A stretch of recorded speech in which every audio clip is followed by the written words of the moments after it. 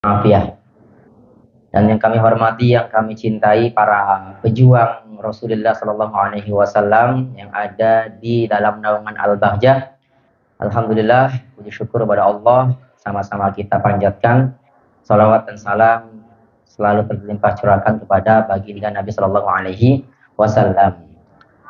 Baik, alhamdulillah.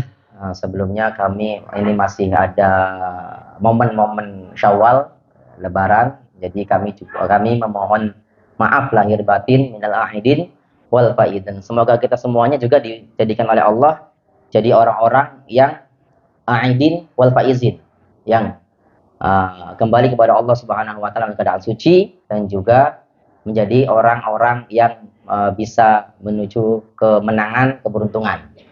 Baik, kita lanjutkan kajian fikih kita. Sebelumnya mungkin sudah dijelaskan yang dulu-dulu tentang air ya. Dan air sudah kita selesaikan. Sekarang kita pindah ke bab nanti yang namanya bab najis. Bab najis. Nah, namun di sini sebelum kita ke bab najis ini, nanti ada di antara bab najis itu pembahasannya adalah untuk mensucikan ya. Najis kan dari disucikan. Nah, najis yang disucikan ini nanti ada beberapa tempat, di antaranya atau di najis itu ada yang di badan, ada yang di tempat, ada juga yang di yang dipakai, pakaian. Nah, kalau kemarin sudah dibahas tentang najis yang ada di pakaian yang disucikan. Fikih mesin cuci, ya kan? Nah, sekarang kita pindah dari pakaian, kita coba membahas tentang najis yang ada di badan kita. Yang ada di badan kita. Tentunya nggak semua badan najis ya. Tapi ada badan yang anggota badan yang mengeluarkan najis. Ya, yaitu nanti ada lubang belakang dan juga lubang depan dan lubang belakang. Atau alat buang air. Nah, maka di sini kita bahas nanti pertama adalah namanya istinja. Bab tentang istinja. Apa istinja itu? Istinja itu adalah mensucikan diri setelah buang air kecil atau buang air besar. Namanya istinja. Ya, mensucikan diri. Kalau bahasa orang Cirebonnya, ya bahasa gaulnya itu cebok lah gitu ya. Mohon maaf ya. Istinja sama dengan cebok ya, tapi kita istilahnya istinja aja biar enak lah ya. Oke, istinja ini nanti kita akan ketahui beberapa hal. Yang pertama adalah definisinya dulu, pengertiannya. Nanti yang kedua hukumnya. Yang ketiga nanti martabat atau urutan yang paling utamanya. Yang keempat nanti baru syaratnya nanti nih. Ya. Yang pertama definisi dulu. Definisi istinja tadi dijelaskan mensucikan diri setelah buang air kecil dan buang air besar. Ini ya. Kemudian artinya kalau bahasa sederhananya menyucikan diri, membersihkan diri anggota tubuhnya ini, lubang belakang depannya ini dari setelah buang air kecil kencing ataupun buang air besar BAB. Nah, kemudian setelah itu nanti hukumnya dulu. Hukum istinja ini apa? Apa sih hukumnya istinja? Apakah wajib atau sunnah atau enggak? Masa orang setelah buang air enggak cebok kan ya? Enggak istinja. Nah, ini gimana hukumnya? Hukumnya nanti ada dibagi menjadi 5. Yang pertama dasarnya adalah hukumnya wajib. Wajib kita menyucikan diri dari buang air besar dan kecil di saat yang keluar itu adalah mengandung bebasahan. Ya, air kencing ya pasti basah. Air yang keluar juga ada basah, yang dari belakang juga sama. Maka ini adalah wajib. Kecuali kalau yang keluar itu telur, bukan telur apa? Sesuatu yang kering lah ya.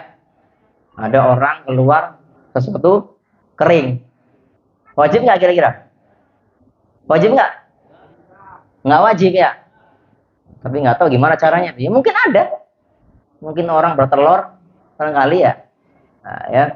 Maka membersihkan itu nanti hukumnya apa? Sunnah kalau yang kering. Nggak ada basah-basahnya, hukumnya kering. Hukumnya sunnah. Yang ketiga, hukum istinja adalah makruh. Kapan makruh? makruh jika yang keluar itu adalah angin. Buang angin, nah kok dia istinja? Nggak usah. Kenapa? Karena ini akan menimbulkan was-was. Yang keempat adalah istinja hukumnya mubah atau boleh-boleh saja. Ya suka-suka mau bersihin atau enggak. Apa itu? Jika anggota tadi itu, lubang depan, lubang belakang itu atau sekitarnya itu berkeringat, basah karena keringat. Nah, maka ini adalah bukan wajib tapi adalah mubah. Ya. Terus kemudian yang terakhir adalah hukumnya haram. Haram ini adalah jika di saat istinjanya itu dengan sesuatu yang haram. Barangnya, air yang nggak pakai izin, gosok, atau airnya dapat nyuri. Maka itu adalah hukumnya haram. Kemudian setelah itu nanti kita pembahasan yang ketiga, martabatnya. Jadi kan istinja itu kan ada ini ya, istinja. Nah, istinja ini ada 3 martabat. Yang pertama adalah dengan dengan batu, kemudian air. Yang kedua, dengan air saja. Ranking ketiga, itu dengan batu saja. Batu plus air saja. Yang ketiga, batu saja. Nah, sekarang nanti kita jelaskan syaratnya nanti. Bagaimana syaratnya istinja? Yang pertama nih, ya syaratnya istinja. Nanti istinja ada 2 kan? Istinja itu ada pakai air, ada pakai batu. Ya. Nah, batu dulu. Kita syarat istinja pakai batu. Batu ini maksudnya adalah sesuatu yang keras ya, sesuatu yang memenuhi syarat-syaratnya. Maka nanti di sini syarat istinja itu nanti dibagi menjadi 3. Yang pertama syarat yang berkenaan dengan alatnya. Batunya ini gimana? Memenuhi kriteria 5. Yang pertama adalah suci. Yang kedua kering. Yang ketiga padat.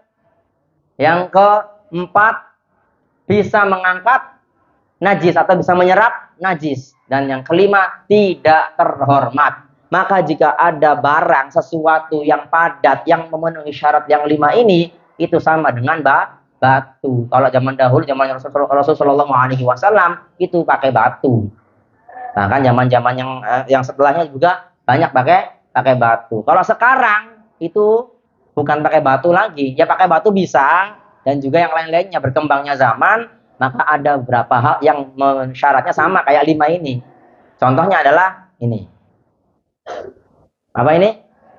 Mindil, tisu. Ya, mindil atau tisu. Tisu ini memenuhi syaratnya batu sama. Ini padat kering, padat atau enggak ini? Padat. Kering enggak? Kering. Suci enggak? Suci. 1, 2, 3 udah selesai. Kemudian ini bisa ngangkat najis enggak kira-kira? Oh, bisa, enak malahan ya. Seret langsung. Kemudian ini terhormat atau tidak? Enggak terhormat. Maka ini memenuhinya. Ini suci, kering, padat, bisa mengangkat najis dan dia tidak terhormat. Maka tisu ini bisa. Selain tisu apa lagi? Banyak. Mungkin ada kain yang nggak dipakai, atau mungkin ada apa namanya kayu atau macam-macam deh, kertas dan sebagainya. Ya, ini adalah syaratnya ini. Maka langsung nih enak nanti. Kalau misalnya kita habis kencing, habis buang air kecil, kan ada babak basah kan, maka boleh kita pakainya ini. Tapi nanti caranya adalah nanti ada syarat berkenaan dengan cara. Syarat berkenaan dengan cara. Caranya gimana kalau pengen pakai ini nih? Caranya 2 harus. Apa saja 2 itu? Yang pertama adalah harus minimal 3. 1, 2, 3 nih. Jadi kalau misalnya ini kita habis buang air kecil atau buang air besar, kemudian kita selesaikan yang pertama 1. Ini buang udah, najis ini. 2, 3, selesai. Ya, caranya harus minimal 3. Nggak boleh 1, nggak boleh 2.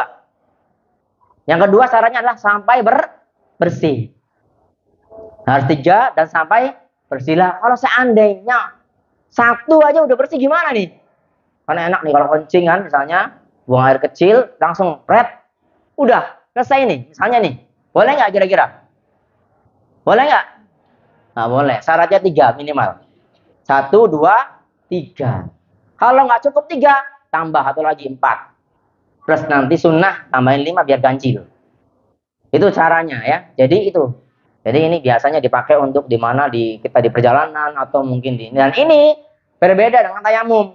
Ya. Kalau tayamum itu kita boleh pakai debu itu kalau tidak ada air, ya enggak?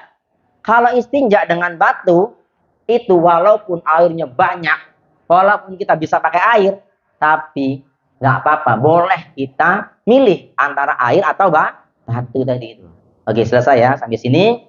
Insya Allah nanti kita lanjut di pertemuan berikutnya. Nanti ada syarat yang ketiga yaitu syarat berkenaan dengan tempat. Nah, tempatnya ini nanti harus sebelum kering tempatnya, belum kering tempatnya. Yang kedua nanti tidak berpindah misalkan. Jadi kalau najisnya udah berpindah, yang dari najis jadi ke betis ya nggak bisa. Atau yang ketiga tidak kejatuhan sesuatu yang lain, maka itu tidak menjadi sah istinja dengan batu. Nah, nanti ada pun istinja dengan air. Gimana kalau istinja dengan air? Syaratnya apa? Syaratnya istinja dengan air. Ada yang tahu? Halo? Ada yang tahu nggak? Istinja dengan batu tadi syaratnya ada 3 nih. Kalau dengan air gimana syaratnya? Yang biasa kita lakukan dulu. Hah? Ya 1 tok sudah. Sampai bersih. Wis, kalau sampai air mah sampai bersih. Kalau belum bersih, ya jangan berhenti. Terus disiram terus. Baik. Ini saja yang bisa kami sampaikan. Kurang lebihnya mohon maaf dan semoga ini bermanfaat yang sedikit ini. Semoga juga bisa kita amalkan dan bisa kita ajarkan kepada orang lain. Wallahu a'lam bishawab. Assalamualaikum warahmatullahi wabarakatuh.